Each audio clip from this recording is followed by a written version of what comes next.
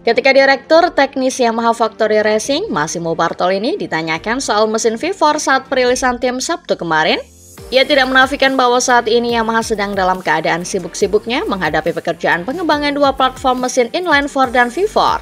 Dan update status mesin V4 saat ini menurutnya masih hijau. Di tempat lain, Paolo Pavesio yang menggantikan posisi Lin Jarvis sebagai Managing Director Yamaha Motor Racing mengatakan sesuatu yang menarik mengenai mesin V4 ini. Menurutnya, motor V4 adalah proyek pengembangan balap. Jika proyek ini sudah cukup matang untuk dipakai wildcard, Paolo mengaku akan memanfaatkannya karena Yamaha akan mengikuti 6 wildcard.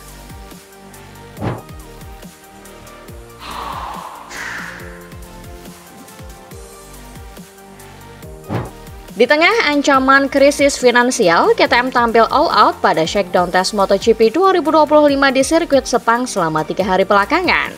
KTM yang turun bersama Dani Pedrosa dan Pol Espargaro membawa banyak komponen baru di motor baru KTM RC16.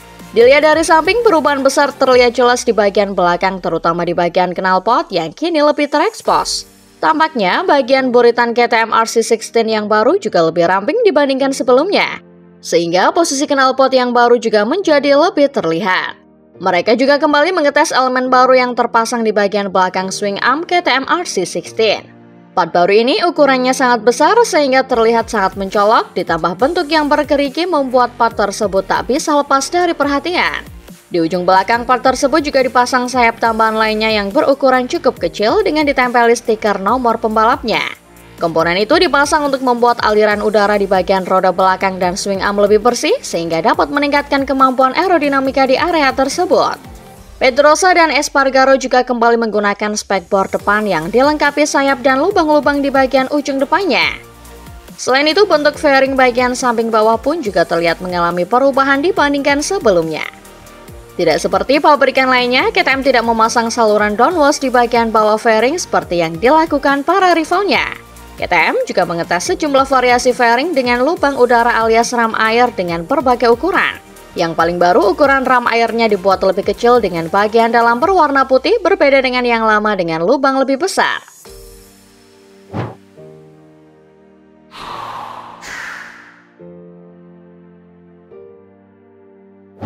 Mantan pembalap Aprilia itu sudah pensiun dan mulai musim ini akan menjalani tanggung jawab baru sebagai test rider Honda. Kepindahan Espargaro ke Honda sebagai pembalap penguji tidak lepas dari prestasi dia saat berhasil mengantarkan Aprilia ke titik sekarang menjadi salah satu pabrikan kompetitif di grid, bahkan menyaingi Honda. Perannya akan sangat bermakna bagi Honda karena pabrikan sayap emas sedang mengalami musim paceklik dan keterpurukan yang sangat teramat dalam. Respon yang diberikan Espargaro tatkala jadi andalan ketika tes pembongkaran pun langsung bagus. Dia melejit ketiga besar pada hari terakhir tes shakedown. Memang ini bukanlah hasil yang menentukan apapun karena baru tes permulaan di awal musim. Namun dari langkah kecil inilah Honda diharapkan dapat menata kembali performa mereka di kancah MotoGP. Espargaro memaksimalkan semua perangkat baru yang dibawa Honda ke Sepang demi menjalankan tugasnya mengatur motor terbaik untuk para rider, terutama dua pembalap Honda HRC Castrol, Joan Mir dan Luca Marini. Kiprah Espargaro tidak akan berlanjut pada tes pramusim minggu depan pada 5 hingga 7 Februari 2025 yang akan masih berlokasi di sirkuit Sepang. Dia akan lebih fokus pada beberapa sesi tes lain ke depannya di Portimao dan Jerez serta Valencia. Alex Espargaro tidak akan sendirian dalam membantu Honda bangkit kembali di MotoGP. Dia akan bahu-membahu di tim pengujian bersama Takaki Nakagami, mantan LCR Honda.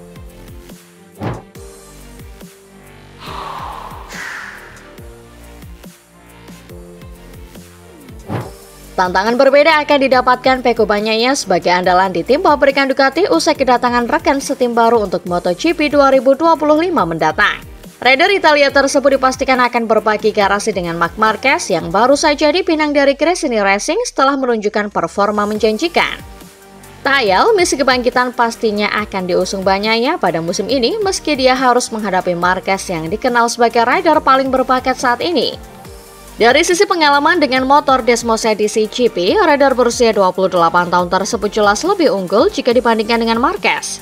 Hal ini akan menjadi modal berharga bagi Bagnaia untuk tampil kompetitif dan mengungguli rekan setimnya tersebut. Menghadapi MotoGP 2025 yang ada di depan mata, Bagnaia bahkan mendapatkan pesan khusus dari Valentino Rossi yang merupakan mentornya di VR46 Rider Academy. The Doctor tak menampik bahwa dirinya khawatir jika Bagnaia terjebak dalam side-war dan permainan Marquez yang bisa mengacaukannya.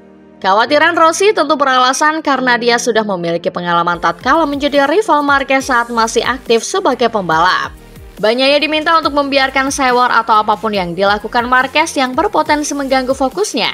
Dalam kesempatan yang sama, pemegang 9 gelar juara dunia itu meminta Bagnaia untuk bisa mengatur ritmenya dalam satu musim penuh. Konsisten berada di barisan depan dan meraih poin semaksimal mungkin akan membuat jalan Bagnaia meraih gelar juara dunia menjadi lebih nyata.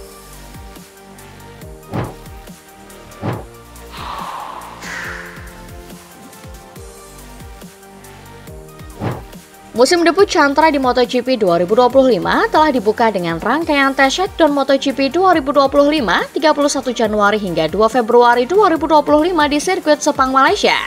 Chantra adalah satu dari 3 pembalap berstatus rookie atau debutan yang akan mentas pada MotoGP 2025. Dua rookie lainnya adalah Ai Ogura dan Fermin Aldiger. Namun, kisah pahit manis sudah dirasakan pembalap asal Thailand itu begitu memasuki ranah tes shakedown kemarin. Tes shakedown atau pembongkaran ini adalah tes yang digunakan oleh setiap pabrikan untuk menguji setiap perangkat dan mencari pengaturan motor terbaik sebelum masuk ke tes resmi. Dan Chantra mengalami nasib paling merana selama tes tersebut. Dia selalu berada di barisan belakang. Puncaknya, di hari terakhir Chantra finish di posisi buncit. Posisinya di bawah 2 pesaing rookie dia lainnya karena Ai Ogura langsung kuat di posisi keempat, sedangkan Fermin Aldiger di posisi keenam. Memang, di antara dua rivalnya itu, Chantra berada di tim yang terlemah mengingat Honda sedang kalah jauh dari Ducati dan Aprilia. Chantra sendiri pun sempat agak kaget setelah menjalani tes shakedown kemarin. Dia merasa sangat kelelahan.